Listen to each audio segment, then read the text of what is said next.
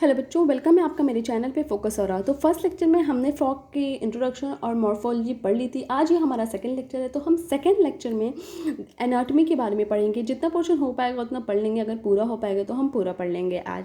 देखो NCERT open करके बैठ जाओ आप अपनी फटाफट। देखो एनसीईआरटी में क्या दिया गया है, the body cavity of frog accommodate different organ system. Frog की जो बॉडी कैविटी होती है उसमें डिफरेंट ऑर्गन सिस्टम होता है। ठीक है, डिफरेंट ऑर्गन सिस्टम होता है, जैसे कि digestive system, circulatory system, respiratory system, nervous system and excretory system और रिप्रोडक्टिव सिस्टम।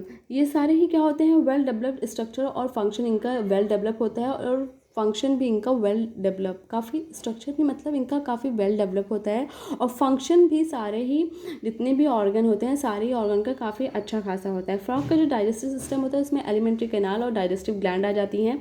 एलिमेंट्री कैनाल जो होती हैं वो शॉर्ट होती हैं बिकॉज फ्रॉग जो होता है कार्निवोर्स होता है, hence length of intestine is reduce. Intestine की लेंथ भी क्या होती है, रिड्यूस होती है। Mouth opens into the buccal cavity, mouth जो होता है बक्कल कैविटी में ओपन होता है, leads to the oesophagus through pharynx. देखो फ्रॉग को जो माउथ होता है वो पहले तो बक्कल कैविटी में ओपन होता है, उसके बाद फिर फेरिंग्स आता है, फेरिंग्स के बाद इसोफेगस आता है।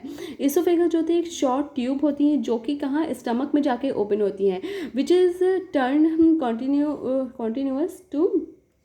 Continuous as the intestine. देखो स्टमक जो होता है वो जब एंड होने लगता है तो वहाँ से एक ट्यूब लाइक स्ट्रक्चर निकलता है जिसे हम क्या कहते हैं, इंटेस्टाइन कहते हैं। तो इंटेस्टाइन में जाके ओपन होता है, तो इंटेस्टाइन के भी पार्ट्स होते हैं, उसको हम अभी बाद में देखते हैं। फिर रेक्टम में जाके ओपन होता है और फिर फाइनली ये कहाँ, आउटसाइड ओपन होता है जिसे हम कहते हैं cloaca. Liver secrete bile. Liver जो होता है बाइल को सिक्रीट करता है जो कि गाल ब्लैडर में स्टोर रहता है। जो बाइल होता है वो गाल ब्लैडर में स्टोर रहता है और लीवर उसको सिक्रीट करता है। पैनक्रियाज होता है वो डाइजेस्टिव ग्लैंड प्रोड्यूस करता है पैनक्रियाटिक जूस कंटेनिंग क्या, डाइजेस्टिव एंजाइम। ये जो पैनक्रियाटिक जूस होता है ना, ये डाइजेस्टिव एंजाइम को कंटेन करता है। फूड जो होती हैं, फ्रॉग कैसे फूड को कैप्चर करते हैं, तो इनकी बाइलोब्ड टंग होती है। देखें आपने यहाँ पे देख रहे होंगे, ये फ्रॉग की क्या ऐसी होती है, बाइलोब्ड टंग होती है, ऐसे बीच से ऐसे प्रोजेक्शन होता है फ्रॉग का, बाइलोब ऐसे टंग होती है, तो उससे फूड को वो कैप्चर कर लेता है। और digestion of food take place by the action of HCl and gastric juice. देखो स्टमक की जो बॉल होती हैं वहाँ से गैस्ट्रिक जूस सिक्रीट होती हैं और फ्रॉग जो भी खाया रहता है फ्रॉग वो स्टमक में जाता है। स्टमक में जब वो जाता है तो वहाँ पे HCl प्रेजेंट होता है, ठीक है, स्टमक में, और जो स्टमक की जो वॉल होती है वो गैस्ट्रिक जूस को सिक्रेट करती है। तो ये सारी चीज़ें मिल के कायम बना लेती हैं, मतलब कि वहाँ पे फ्रॉग का फुली डाइजेशन नहीं होता है, वहाँ पे क्या होता है, पार्शली डाइजेशन होता है। यहाँ पे लिखा हुआ है इन NCERT में, partially digested food called crime, जो कि स्टमक से जाता है और इंटेस्टाइन के स्मॉल इंटेस्टाइन के फर्स्ट पार्ट में जाता है जिसे हम क्या कहते हैं, ड्यूडेनम कहते हैं। ड्यूडेनम जो होता है वो रिसीव करता है बाइल जो कि गाल ब्लैडर से, और पैनक्रियाटिक जूस रिसीव करता है किससे, पैनक्रियाज से। तो बाइल और ये जो पैनक्रियाटिक जूस होते हैं मिलकर क्या बना लेते हैं, कॉमन बाइल डक्ट बना लेते हैं। बाइल जो होता है वो फैट को इमल्सीफाई करता है। इमल्सीफाई का मतलब है कि फैट को छोटे छोटे पीसेस में बाइल जो होता है वो ब्रेक करता है, छोटे छोटे पीसेस में फैट को ब्रेक करता है। पैनक्रियाटिक जूस जो होते हैं वो डाइजेस्ट करते हैं कार्बोहाइड्रेट को और प्रोटीन को। Final digestion take place into intestine. Final digestion जो होता है वो इंटेस्टाइन में होता है और डाइजेस्टेड फूड जो होते हैं एब्जॉर्ब हो जाते हैं एक न्यूमरस फिंगर लाइक फोल्ड से, जिसे हम, जो कि इंटेस्टाइन की वॉल में प्रेजेंट होती है, जिसे हम विलाई एंड माइक्रोविलाई कहते हैं, ठीक है। अनडाइजेस्टेड सॉलिड वेस्ट जो होते हैं वो मूव करते हैं रेक्टम में और फिर वो क्लोएका के थ्रू वो क्या हो जाते हैं, वो बाहर निकल जाते हैं।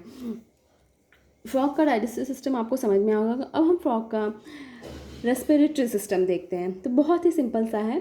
देखो फ्रॉग के रेस्पिरेटरी सिस्टम में दिया गया है, फ्रॉग जो होता है लैंड में जब होता है और वाटर में होता है तो दो डिफरेंट तरीके से रेस्पिरेशन करता है। जब वो वाटर में होता है तो वो स्किन के थ्रू रेस्पिरेशन करता है, एक्वाटिक रेस्पिरेटरी ऑर्गन्स के थ्रू, एक्वेटिक स्किन जो होती है एक एक्वेटिक रेस्पिरेटरी ऑर्गन की तरह एक्ट करती है। स्किन जो होती है फ्रॉग की एक एक्वेटिक रेस्पिरेटरी ऑर्गन की तरह एक्ट करती है, जिसे हम क्यूटेनियस रेस्पिरेशन भी कहते हैं। अब क्या होता है, ऑक्सीजन जो होता है वो वाटर में डिजॉल्व हो जाता है एक्सचेंज थ्रू द स्किन के थ्रू एक्सचेंज होता है बाय डिफ्यूजन। लैंड पे जब होता है तो ये बकल कैविटी, स्किन और लंग्स के act as a respiratory organ. Land पे जब होता है तो बेक्कल कैविटी, स्किन, लंग्स जो होते हैं वो एक रेस्पिरेटरी ऑर्गन की तरह एक्ट करते हैं। Respiration by lungs is called pulmonary respiration. Lungs का जो, अगर लंग्स के थ्रू रेस्पिरेशन हो रहा है तो उसको हम कहेंगे pulmonary respiration. The lungs are the pair of, lung जो होते हैं वो पेयर्ड होते हैं, इलोंगेटेड होते हैं, पिंक कलर के होते हैं, सैक लाइक होते हैं, जो कि फ्रॉग के ट्रंक रीजन में अपर पार्ट में प्रेजेंट होते हैं। Air इंटर्स through the nostril, air जो होती है नॉस्ट्रिल के थ्रू इंटर करती हैं और वो बक्कल कैविटी में जाती हैं, देन टू लंग्स में जाती हैं। During aestivation and hibernation, aestivation और हाइबरनेशन के टाइम पे गैसेस एक्सचेंज होता है, वहाँ पे स्किन के थ्रू गैसेस एक्सचेंज होता है। एस्टिवेशन और हाइबरनेशन का मतलब है, एस्टिवेशन मतलब कि फ्रॉग जो होता है जब समर स्लीप में चला जाता है, हाइबरनेशन का मतलब ये होता है फ्रॉग जो होता है जब विंटर स्लीप में चला जाता है। तो ये याद रखना, ये अक्सर टेस्ट वगैरह एग्ज़ाम वगैरह में पूछ लिया जाता है। तो बहुत ही सिंपल सा था, इसमें कुछ नहीं था, इसमें बस यही था कि फ्रॉग जब वाटर में होता है तो स्किन थ्रू रेस्पिरेशन करता है, फ्रॉग जब लैंड पे होता है तो बक्कल कैविटी, लंग्स और स्किन के थ्रू रेस्पिरेशन करता है, फ्रॉग जब विंटर स्लीप या फिर समर स्लीप में चला जाता है, मतलब एस्टिवेशन या फिर हाइबरनेशन में चला जाता है, तो वहाँ पे भी ये स्किन के थ्रू रेस्पिरेशन करता है। फ्रॉग को जो लंग्स होता है वो थोरैक्स के अपर मतलब बॉडी के अपर पोर्शन, मतलब कि थोरैसिक या फिर ट्रंक रीजन में प्रेजेंट होता है, आप बोल सकते हैं। ठीक है, आई होप इतना समझ में आ गया। और हाँ, फ्रॉग लंग्स जो होता है इसका एलोंगेटेड होता है, पिंक कलर का होता है, सैक लाइक होता है। इतना समझ में आ गया होगा, बहुत ही इजी सा है, मैंने बहुत ही अच्छे से आपको एक्सप्लेन कर दिया है। तो अभी हम देखते हैं फ्रॉग का वैस्कुलर सिस्टम। फ्रॉग का जो वैस्कुलर सिस्टम होता है वो वेल डेवलप होता है और क्लोज टाइप होता है। Frog have lymphatic system also, frog में लिम्फेटिक सिस्टम भी होता है। और ब्लड वैस्कुलर सिस्टम जो होता है उसमें क्या क्या इन्वॉल्व होता है, हार्ट होता है, ब्लड वेसल्स होते हैं और ब्लड होते हैं। लिम्फेटिक सिस्टम में क्या होता है, लिम्फ होता है, लिम्फ चैनल्स होते हैं और लिम्फ नोड होती हैं। हार्ट जो होता है फ्रॉग का वो मस्कुलर होता है, जो बॉडी कैविटी के अपर पार्ट में सिचुएटेड होता है। फ्रॉग का हार्ट जो होता है मस्कुलर होता है, बॉडी कैविटी के अपर पार्ट में सिचुएटेड होता है। हार्ट जो होता है 3 चैम्बर होता है, 2 एट्रिया होती हैं और 1 वेंट्रिकल होती हैं, जो कि एक मेम्ब्रेन से कवर होते हैं, जिसे हम कहते हैं पेरिकार्डियम। अब देखते हैं, इसमें है एक ट्रायंगुलर स्ट्रक्चर होता है जिसे हम साइनस वेनोसस कहते हैं, जो राइट एट्रियम से ज्वाइन करता है। इट रिसीव ब्लड, ये ब्लड को रिसीव करता है थ्रू द मेजर वेन्स, एक मेजर वेन्स के थ्रू ये ब्लड को रिसीव करता है, जिसे हम क्या कहते हैं वेना कावा कहते हैं। The ventricle opens into a sac like, ventricle जो होते हैं एक सैक लाइक स्ट्रक्चर में ओपन होते हैं, जिसे हम कहते हैं कोनस आर्टियोसस। ये वेंट्रल साइड, हार्ट के वेंट्रल साइड पे ही प्रेजेंट होता है। The blood from the heart is carried, heart से जो ब्लड फॉर्म होते हैं carried to all parts of the body by atria. देखो, हार्ट से जो ब्लड फॉर्म होते हैं वो एट्रिया के थ्रू सारे ही बॉडी पार्ट्स में जाते हैं, जिसे हम एट्रिया सिस्टम भी कहते हैं। The veins collect blood from different parts of the body, when जो होता है बॉडी के डिफरेंट पार्ट से वो ब्लड को कलेक्ट करता है और वो हार्ट में लेके जाता है। ठीक है, special venous connection between liver and intestine, special venous connection जो होता है लिवर और इंटेस्टाइन में होता है, एज वेल एज किडनी। देखो, इतना समझ में आ गया होगा, बहुत ही सिंपल सा है। ठीक है, अभी हम आगे देखते हैं। And lower part of the body are present in frog, the former is called hepatic portal system and the latter is called a renal portal system. देखो, हेपेटिक पोर्टल सिस्टम क्या है, कौन क्या, लिवर से इंटेस्टाइन वाला जो reason रहता है ना, उसे हम कहते हैं hepatic portal system. Hepatic portal system, kidney से लोअर बॉडी तक वाला जो रीजन रहता है ना, उसे हम कहते हैं रीनल पोर्टल सिस्टम। ठीक है, आई होप इतना समझ में आ गया होगा। The blood is composed of plasma and cell, plasma and cells. The blood cells are, जिसमें ब्लड सेल्स जो होती हैं उसमें क्या होती हैं, आरबीसी होती हैं। आरबीसी को हम इरेथ्रोसाइट्स भी कहते हैं। डब्ल्यूबीसी होती हैं, डब्ल्यूबीसी मतलब वाइट ब्लड सेल, जिसे हम ल्यूकोसाइट्स भी कहते हैं। और प्लेटलेट्स होता है। फ्रॉग की जो आरबीसी होती है वो न्यूक्लिएटेड होती है। ह्यूमंस की आरबीसी न्यूक्लिएटेड नहीं होती है, लेकिन फ्रॉग की आरबीसी न्यूक्लिएटेड होती है। और इसमें रेड कलर का पिगमेंट होता है, हीमोग्लोबिन के वजह से इसमें रेड कलर का पिगमेंट होता है। लिम्फ जो होती है डिफरेंट फ्रॉम ब्लड, इसमें डिफरेंट तरह के ब्लड्स होते हैं, जो कि जिसमें कि it lacks few protein and RBC, इसमें फ्यू प्रोटीन और आरबीसी नहीं होती हैं। ब्लड कैरी करता है न्यूट्रिएंट्स को, गैसेस को एंड वाटर को to respective side during the circulation. The circulation of blood is achieve by pumping action of muscular heart. जब मस्कुलर हार्ट जब पंप करता है तो सर्कुलेशन ऑफ ब्लड अचीव, मतलब ब्लड का सर्कुलेशन हमें मिलता है। ठीक है, आई होप इतना समझ में आ गया होगा। बहुत ही ईजी सा पोर्शन है ब्लड सर्कुलेटरी सिस्टम वाला। अब हम देखते हैं इसका एक्सक्रीटरी सिस्टम। दिख रहा है आपको?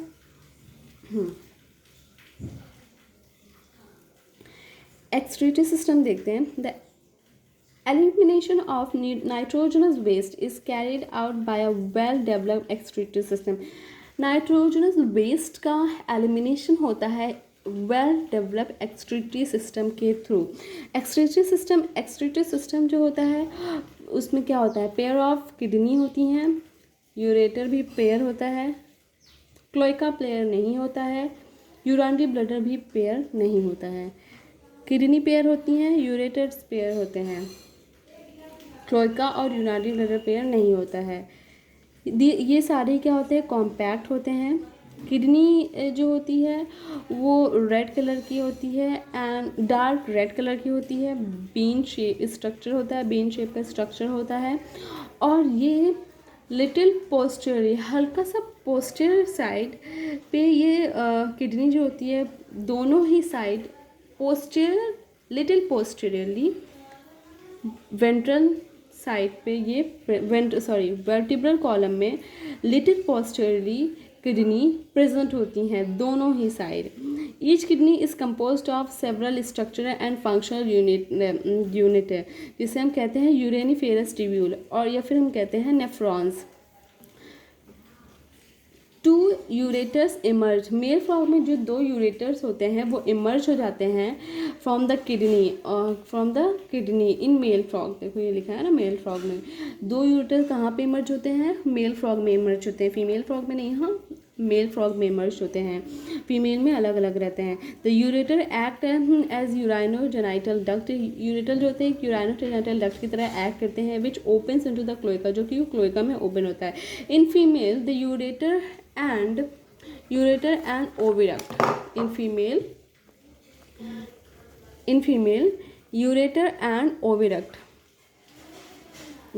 and oviduct open separately in cloaca। Female में यूरेटर एंड ओविडक्ट जो होते हैं सेपरेटली ओपन होते हैं क्लोएका में, लेकिन मेल में ऐसा नहीं होता है, वहाँ पे इमर्ज हो जाते हैं यूरेटर। ठीक है। The thin wall urinary bladder जो होता है थिन वॉल होता है, वेंट्रल साइड पे प्रेजेंट होता है to the rectum which also open into the cloaca. Rectum जो होता है वो भी जाके क्लोएका में ओपन होता है। फ्रॉग की बात करें तो यूरिया को एक्सक्रीट करता है, इसीलिए इसको हम कहते हैं यूरियोटैलिक एनिमल। ये क्या है, यूरिको नहीं, यूरियोटैलिक एनिमल। ये आप याद रखिएगा, अक्सर एग्जाम वगैरह में पूछ लिया जाता है यूरियोटैलिक एनिमल। आपको यूरिको और यूरियो देख के आपको कंफ्यूज करेंगे, बट इसमें कोई कंफ्यूज होने वाली बात ही नहीं है। यूरियोटैलिक एनिमल्स है। The excretory waste are carried by blood है into the kidney where it is separate and excreted. Excretory system भी कंप्लीट हो गया है। अब हम कंट्रोल कोऑर्डिनेशन या फिर हम बोल सकते हैं न्यूरल सिस्टम फ्रॉग का देखते हैं। फ्रॉग का जो कंट्रोल और कोऑर्डिनेशन सिस्टम होता है हाईली इन्वॉल्व होता है फ्रॉग में। कंट्रोल और कोऑर्डिनेशन सिस्टम हाईली इवॉल्व होता है फ्रॉग में। It include both neural system and endocrine glands. The chemical coordination of various organ of the body is achieved by hormones which are secreted by the endocrine glands. The prominent endocrine gland found in frog are pituitary। कुछ prominent endocrine gland जो हैं frog में पाई जाती हैं, जैसे कि pituitary हो गई, थायराइड हो गई, पैराथायराइड हो गई, थाइमस हो गई, पीनियल हो गई, पैनक्रियाटिक आइसलेट हो गया, एड्रीनल हो गया एंड गोनैड्स हो गया। द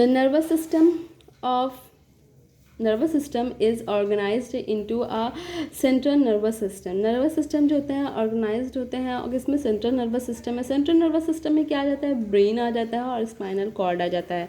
सेंट्रल नर्वस सिस्टम में, इसको याद कर लेना, यहीं कहीं इसको याद करके ख़त्म कर देना, ठीक है। सेंट्रल नर्वस सिस्टम में ब्रेन आ जाता है और स्पाइनल कॉर्ड आ जाता है। पेरीफेरल नर्वस सिस्टम में क्या आ जाता है, क्रेनियल आ जाता है और स्पाइनल नर्व आ जाती हैं। क्या जाता है, स्पाइनल नर्व आ जाती हैं। यहाँ पे क्या आती हैं, स्पाइनल नर्व, और यहाँ पे क्या आती है, spinal cord. Central nervous system में स्पाइनल कॉर्ड आती हैं और पेरिफेरल नर्वस सिस्टम में स्पाइनल नर्व आती हैं। एंड ऑटोनोमस नर्वस सिस्टम में क्या आ जाता है, सिंपैथेटिक एंड पैरासिम्पैथेटिक आ जाता है। There is 10 pair of cranial nerve. Cranial nerve जो होती हैं ब्रेन से अराइज होती हैं, जो कि 10 पेयर होती हैं। तो आप इसको नोटिस करना, अक्सर एग्ज़ाम वगैरह में, MCQs वगैरह में अगर ये क्वेश्चन दिया जा रहा है तो यहाँ पे एग्ज़ाम में अगर क्वेश्चन सही से पढ़ना, अगर क्वेश्चन में पेयर पूछा है तब भी 10 टिक मारना, अगर पेयर नहीं पूछा है तो आप 20 टिक मारना, ठीक है। आई होप इतना समझ में आ गया होगा आपको। ब्रेन इज़ इनक्लोज्ड है।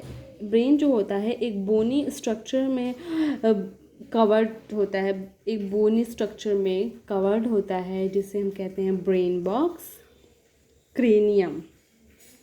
Brain is divided into forebrain, mid brain, hind brain. Forebrain include olfactory lobes. Forebrain में क्या जाता है, olfactory lobes, paired cerebral hemisphere and unpaired diencephalon. इसको याद रखना, ये अक्सर पूछ लिया जाता है, काफ़ी इंपॉर्टेंट है। फोरब्रेन में कहा जाता है olfactory lobe, paired cerebral hemisphere and unpaired diencephalon. अब मिड ब्रेन में आ जाता है, mid brain is characterised by a pair of optic lobes. Mid brain में क्या जाता है, pair of optic lobes. Hind brain में क्या जाता है, consist of cerebellum and medulla oblongata. Hind brain में आ जाता है cerebellum and medulla oblongata. The medulla oblongata pass out through the foramen magnum. medulla oblongata जो होता है वो foramen magnum से पास करते हैं and continuous into spinal cord, which is enclosed in the vertebral column. Frog, इसके हम अब सेंसरी स्ट्रक्चर की बात करेंगे। फ्रॉग की आपका नर्वस सिस्टम कंप्लीट हो चुका है, हम सेंसरी स्ट्रक्चर की, हम फ्रॉग के सेंसरी स्ट्रक्चर की बात करते हैं। देखो, frog has a different type of sense organ. Frog में डिफरेंट तरह के सेंस ऑर्गन होते हैं, जैसे कि organ of touch, sensory papillae, taste bud, smell, nasal epithelium, vision, eyes and hearing, tympanum, internal ear, tympanum internal with internal ears. Out of these, eyes and internal ear is well organized structure. Frog में जो eyes होती है और ये जो internal ear होता है ये एक वेल ऑर्गेनाइज स्ट्रक्चर होता है। And rest are circular aggregation around nerve endings. Eyes in a frog are a pair of spherical structure situated in the orbit in skull. Skull का जो ऑर्बिट होता है वहाँ पे आइज सिचुएटेड होती हैं, स्पेरिकल स्ट्रक्चर होता है। दीज आर सिंपल आइज, ये सिंपल आइज होती हैं। पोजेसिंग ओनली 1 यूनिट, सिर्फ 1 यूनिट होती हैं। कॉकरोच में क्या होती हैं, कंपाउंड आइज होती हैं। फ्रॉग में क्या होती हैं, सिंपल आइज होती हैं, ठीक है। एक्सटर्नल ईयर जो होते हैं फ्रॉग में वो एब्सेंट होते हैं, सिर्फ टेम्पैनम प्रेजेंट होते हैं। कैन बी सीन एक्सटर्नली, जो कि आपको एक्सटर्नली दिखेगा, टेम्पैरम प्रेजेंट होते हैं। Ear is an organ of hearing as well as balancing. Ear जो होता है हियरिंग मतलब सुनने में हेल्प करता है और बॉडी को बैलेंस करने में भी हेल्प करता है। अब इसकी हम मेल फ्रॉग की रिप्रोडक्टिव सिस्टम की हम बात कर लें तो देखो, frog have well organised male and female reproductive system. Frog में well organised male and female reproductive system होते हैं। Male reproductive system consist of a pair of yellowish ovoid testis. Male frog में येलोइश ओवॉइड टेस्टिस होता है, yellowish ovoid testis होता है, which are found adhere to the upper part of kidney bye double fold of peritoneum and called mesorchium. वासेफ्रेंशियम जो होते हैं 10 to 12 होते, 10 to 12 in number होते हैं। वासेफ्रेंशिया क्या होते हैं, 10 to 12 इन नंबर होते हैं, इसको आप याद रखिएगा। वासेफ्रेंशिया क्या होते हैं, 10 to 12 इन नंबर होते हैं। वासेफ्रेंशिया क्या होता है, 10 to 12 इन नंबर होते हैं, 10 to 12 in number that arise from testis, testis से अराइज होते हैं। They enter the kidney on their side and opens into Bidder canal. I hope इतना समझ में आ गया होगा। अब आगे देखते हैं क्या है। देखो यहाँ पे दिया हुआ था ब्रीडर कैनाल, यहाँ तक तो हो ही गया है। Finally, it communicate with the urinogenital duct that come out of the kidneys and opens into the cloaca. Cloaca जो होता है small होता है, median chamber that used to pass fecal matter, urine and sperm to excrete. ये इसको cloaca को एक हम कॉमन चैम्बर भी बोलते हैं, जहाँ से फीकल मैटर, यूरिन, स्पर्म सारी चीज़ें एक्सक्रीट होती हैं। फीमेल रिप्रोडक्टिव सिस्टम की बात करें तो फीमेल रिप्रोडक्टिव सिस्टम का include a pair of ovaries, इसमें पेयर ऑफ ओवरीज प्रेजेंट होती हैं। ओवरी जो होती हैं वो किडनी के पास प्रेजेंट होती हैं, लेकिन उसका मतलब कोई नो फंक्शनल कनेक्शन, किडनी से कोई फंक्शनल कनेक्शन नहीं होता है ओवरी का। पेयर ऑफ ओविडक्ट है arise from ovaries. Pair of oviduct arise होती हैं कहाँ से, ओवरीज से। Opens into the cloaca separately, cloaca में सेपरेटली ओपन होती हैं। मेच्योर फीमेल कैन ले 2500 to 3000 ओवा एट अ टाइम। एक टाइम पे मेच्योर फीमेल जो होती है 2500 to 3000 ओवा ले करती हैं। फर्टिलाइजेशन जो होता है एक्सटर्नल होता है and take place in water. Fertilisation कहाँ पे होता है, वाटर में होता है और एक्सटर्नल होता है। Development involve a larval stage called tadpole. Tadpole undergo metamorphosis to form adult. मतलब मेटामॉर्फोसिस का मतलब ये होता है इनमें मोल्टिंग होती है, 13 टाइम मोल्टिंग होती है, जो कि फिर वो एडल्ट में कन्वर्ट होता है। Frogs are beneficial for mankind. Mankind के लिए फ्रॉग जो होते हैं काफ़ी फ़ायदेमंद होते हैं, जो कि इंसेक्ट मतलब फॉर्मर्स वगैरह के लिए फ्रॉग जो होते हैं काफ़ी बेनिफिशियल होते हैं। इंसेक्ट को ईट कर लेते हैं, जिससे क्रॉप्स जो होती हैं प्रोटेक्ट होती हैं। Frog maintain ecological balance. मतलब फ्रॉग जो होता है इकोलॉजिकल बैलेंस को मेंटेन करता है, because these serve as a important link of food chain and food web in the ecosystem. In some countries the frog का जो मस्कुलर लेग होता है कुछ कंट्रीज़ में खाया जाता है। वेरी वेल कहाँ पे खाया जाता है। तो आई होप ये पूरा चैप्टर आपको समझ में आ गया होगा। फर्स्ट लेक्चर में हमने इंट्रोडक्शन और मॉर्फोलॉजी पढ़ा था, और ये आज हमारा सेकंड लेक्चर था फ्रॉग का। इसमें हमने पूरी फ्रॉग की एनाटॉमी पढ़ ली है। अगर आपको कुछ नहीं क्लियर हो रहा होगा, कुछ नहीं समझ में आ रहा होगा, तो आप मुझे कमेंट करेंगे, मैं आपके सारे ही डाउट क्लियर करूँगी। ओके, सो मिलते हैं नेक्स्ट चैप्टर में न्यू लेक्चर के साथ, न्यू चैप्टर में। तब तक के लिए थैंक यू सो मच।